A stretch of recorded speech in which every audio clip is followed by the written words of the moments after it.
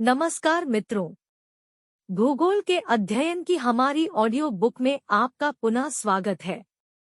वर्तमान प्रसारण के क्रम में हम भौगोलिक उपकरणों की चर्चा कर रहे हैं। आज की इस अध्ययन यात्रा में हम एक आधारभूत भौगोलिक उपकरण मानचित्र के विषय में चर्चा करेंगे।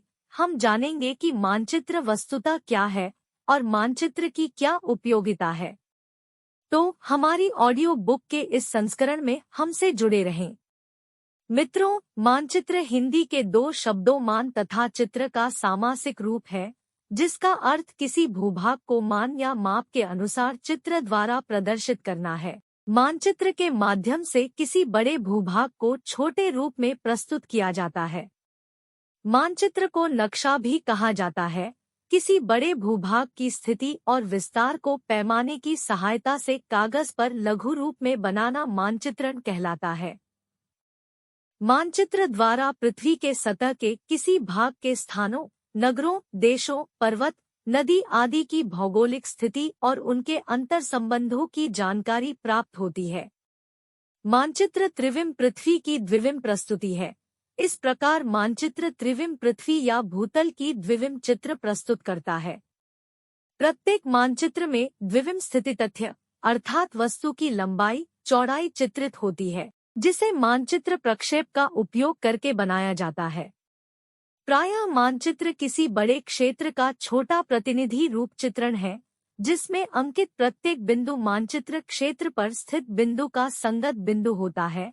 अतः मानचित्र में किसी क्षेत्र के वैसे रूप का प्रदर्शन किया जाता है जैसा वह ऊपर से देखने में प्रतीत होता है। इस प्रकार मानचित्र तथा मानचित्रित क्षेत्र में स्थैतिक या स्थानिक समानता साम्यता स्थापित हो जाती है।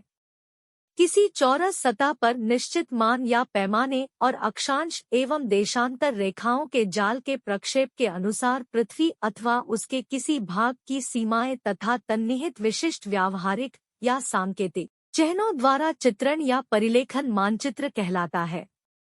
मानचित्र अनेक प्रकार के होते हैं और वह अनेक प्रकार से उपयोगी है। मानचित्र के द्वारा पृथ्वी की वस्तुस्थितियों का जितना ज्ञान विहंगम दृष्टि मात्र से ही हो जाता है, उतना पुस्तकीय अथवा किसी अन्य साधन द्वारा संभव नहीं होता है। इसलिए आजकल सभी प्रकार के ज्ञान, विज्ञान आदि संबंधी वस्तुस्थिति के बोध के लिए मानचित्रों का अधिकाधिक उपयोग हो रहा है।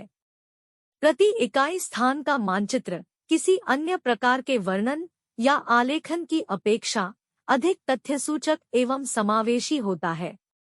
मानचित्र राष्ट्र या राज्यों के सीमा निर्धारण के लिए ही नहीं, विभिन्न प्राकृतिक तथा मानवीय संसाधनों के वितरण को प्रस्तुत करने में भी सहायक होता है।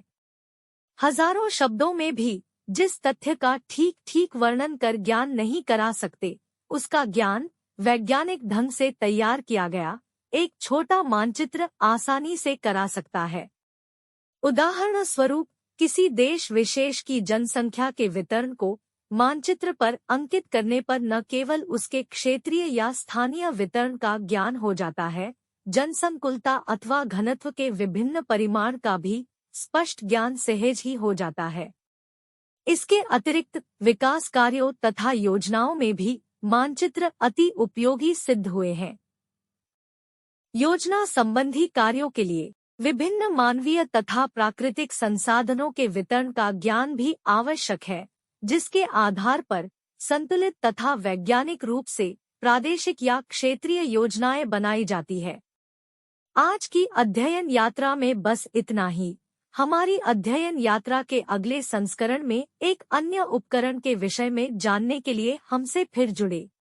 यदि आपको हमारा यह संस्करण उपयोगी लगा हो तो लाइक बटन दबाना न भूलें।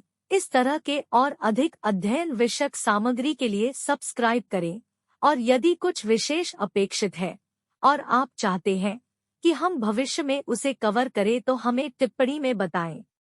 ऑडियो बुक के इस अंक को सुनने के लिए धन्यवाद, और अगली बार जब तक हम फिर मिले तब तक अपनी उत्सुकता बनाए रखें।